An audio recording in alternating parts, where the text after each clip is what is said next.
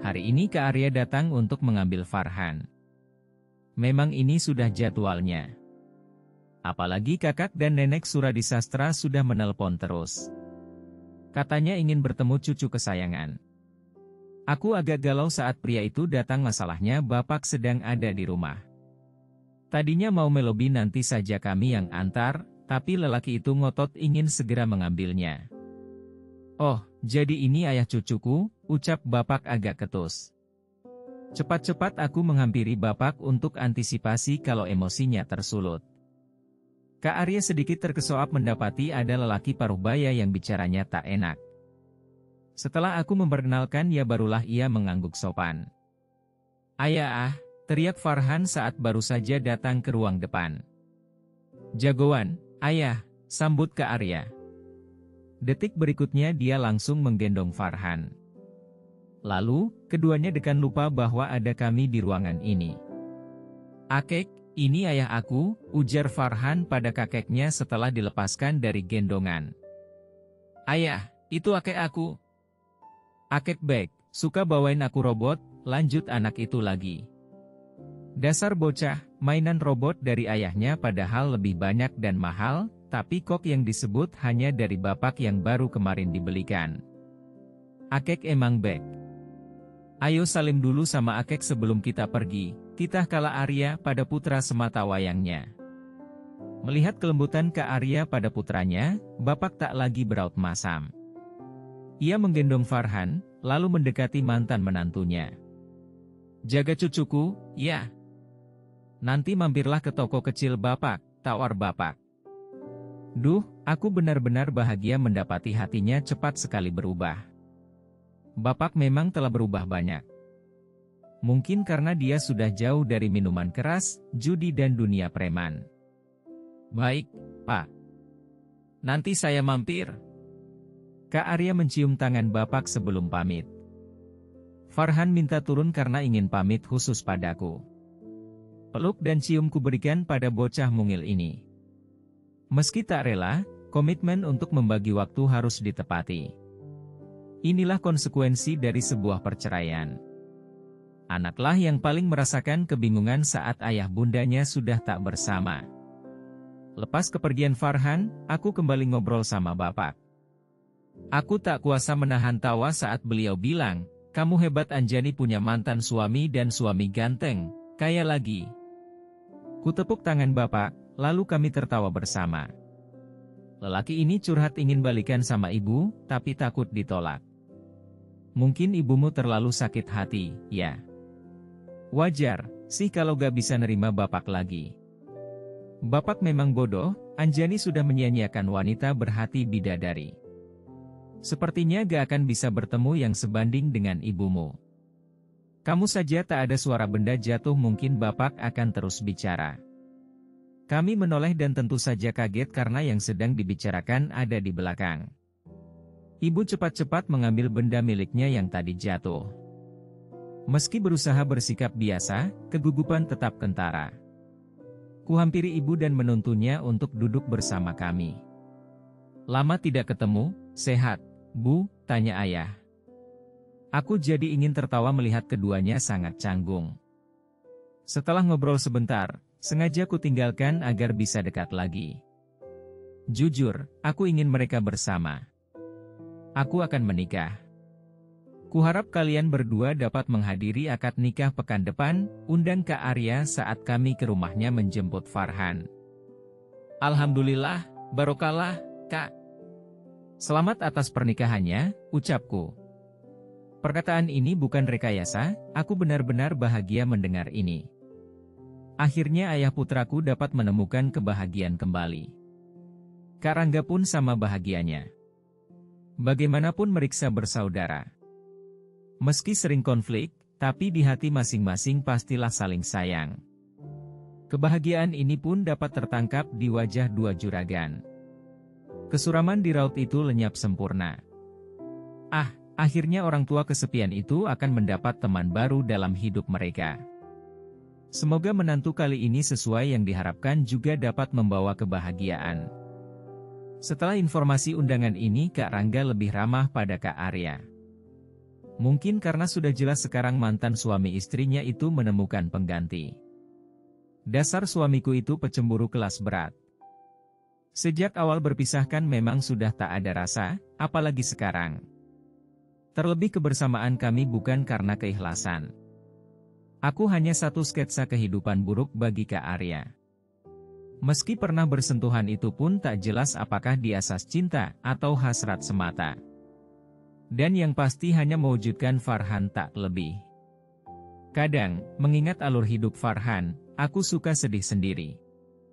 Bagaimana tidak, sejak di kandungan ia telah menerima kezoliman ayahnya sendiri. Begitupun saat lahir dan bayi mungil. Ah, betapa jika mengingat itu, aku kerap menangis lagi. Kok melamun, sedih, ya, tegur Kak Rangga. Ia sengaja mepet tubuh untuk bisa menjeloki sepertinya. Ia sedih, balasku pura-pura. Dan, wajahnya jadi berubah sedikit tercengang.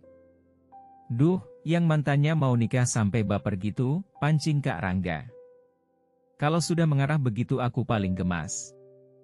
Kucubit saja punggung tangan yang sedang ada di perut. Dek, Papa, NH Jail mulu, celotahku pada bayi yang sekarang sedang aktif ber-GAP di dalam perut. Wajarlah sebab kandungan sudah memasuki 9 bulan. Ih, gak, Dek. Papa itu baik banget. Bunda loh yang nyubit Papa barusan, elaknya tak mau kalah.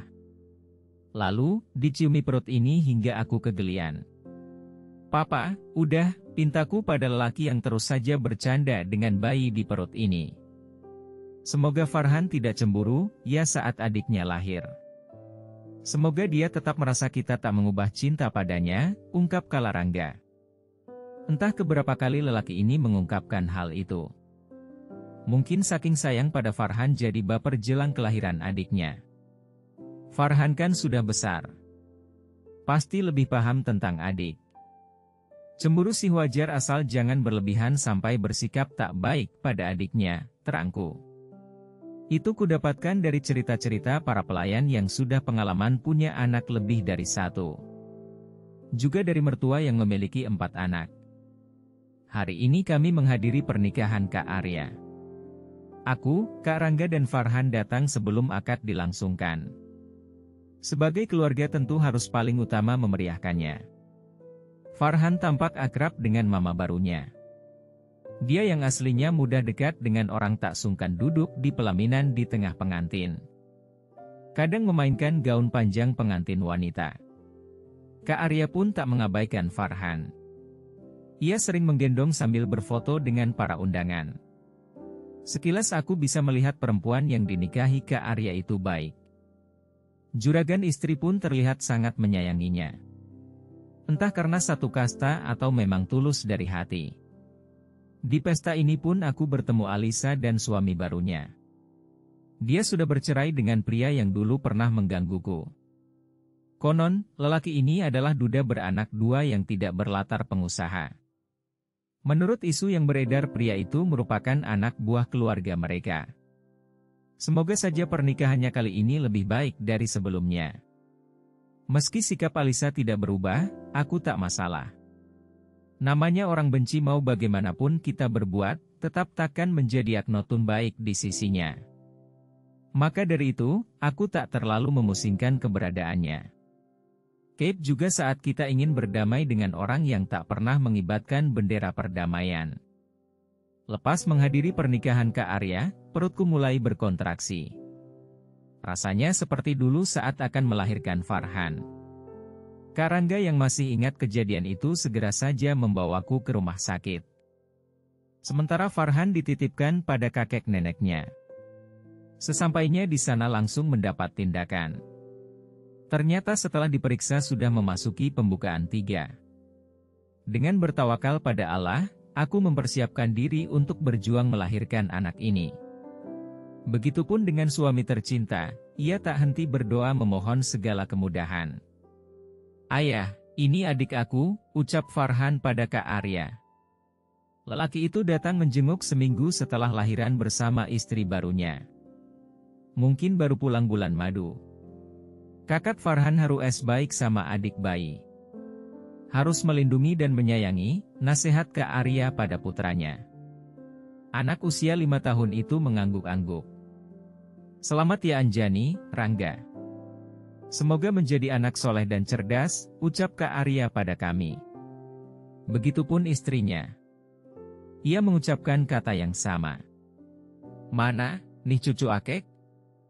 Akek? Farhan langsung menghambur pada bapak yang baru saja datang. Kali ini beliau datang bersama ibu. Mereka akhirnya bisa rujuk setelah melewati perenungan panjang. Akek, dede bayinya merem terus. Aku gak bisa ngajak main robot-robotan. Kontan saja kami yang mendengar tak bisa menahan tawa. Dan, suasana rumah ini makin ceria dengan obrolan cucu dan kakeknya. Alhamdulillah, akhirnya jagoan Papa Bobo. Yang nyenyak bobonya, ya, ucap Kak Rangga setelah putranya terlelap di atas boks bayi. Lepas dipastikan bayi kami lelap, suami tersayangku langsung mengangkat tubuh ini. Sudah bersih, kan, bisiknya. Aku menjawab dengan melingkarkan tangan di lehernya. Sepertinya malam ini kami akan bermalam pertama lagi. Meski bukan sebagai pengantin baru, hasrat itu tak kalah menggebu. Di sini, di peraduan cinta kami akan selalu meluahkan bahagia dalam penyatuan raga juga cinta. Tak ada derita dan bahagia abadi di dunia. Semua dipergilirkan untuk menguji mana yang benar-benar mampu berjalan dalam ketaatan. Tiap ujian, bukanlah dalam rangka menzolimi manusia. Sejati itu adalah penguji kedewasaan agar manusia mampu menjadi lebih kuat dalam menapaki kerasnya kehidupan. Aja. Yuk, baca juga. Stronger with you belahan jiwa salsabila love you visabilillah calon mantu Kiai Duda mentereng cinta sang pilot di madu pasca melahirkan pengantin belia bos killer.